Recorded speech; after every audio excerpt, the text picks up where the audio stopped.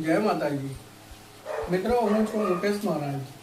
મિત્રો, આજે ખૂબ જ મહત્વપૂર્ણ એક ચર્ચા આપણે કરીશું। આપણા જીવનમાં આપણા કુળદેવીના આશીર્વાદથી ખૂબ જ સારો વ્યવહાર ચાલે છે। આપનું જીવન ખૂબ જ સરળતાને આધીન હોય છે। આપણા ધંધા રોજીમાં ખૂબ જ બરકત હોય છે। આપને ત્યાં રૂપિયા પૈસાની ક્યાંય કમી નથી હોતી। આપને ત્યાં લક્ષ્મીજી માન મૂકીને બિરાજમાન થયેલા હોય છે। પરંતુ મિત્રો, ક્યાંક એવો સમય પરિવર્તન થાય છે કે આપનું જે જીવન ચાલતું હોય સરળતાના અધીન, એમાં ક્યાંક અવરોધો ઊભા થાય અને આપને આપના જે જીવનના જે સમયો હતા એનાથી પરિવર્તન થઈ અને સંકટ અને તકલીફોના સમયો આવે છે। જે સ્થાને આપના રૂપિયા પૈસા નીકળતા હોય છે ત્યાંથી આપણને પાછા મળતા નથી।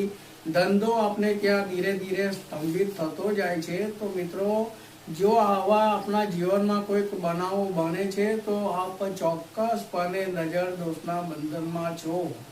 મિત્રો, વ્યક્તિ જ્યારે નજર દોષના બંધનમાં આવે છે ત્યારે એમના ઘરમાં લક્ષ્મીજી તકતા નથી અને એ નજર દોષના થકે એમના જીવનમાં ખૂબ જ સંઘર્ષ આવે છે।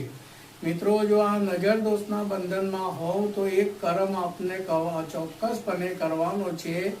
આપને એક છાનું લેવાનું છે। છાનાના ઉપર આપને કાજલ એટલે કે મેસ લેવાની। મેસ આખા છાના ઉપર લગાડી દેવાની છે।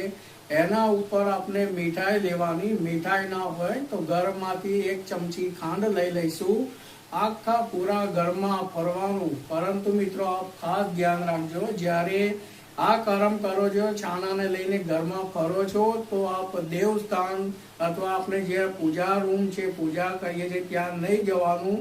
મંદિર છોડી અને પૂરા ઘરમાં પરિભ્રમણ કરી અને ત્યાર પછી એને ખુલ્લા મેદાનમાં પધરાવી દઈશું। તો આટલો કર્મ આપણે કરીશું તો નજર દોષમાંથી મુક્ત થઈશું અને આપનું જીવન સરળતાને આધીન થશે। જય માતાજી।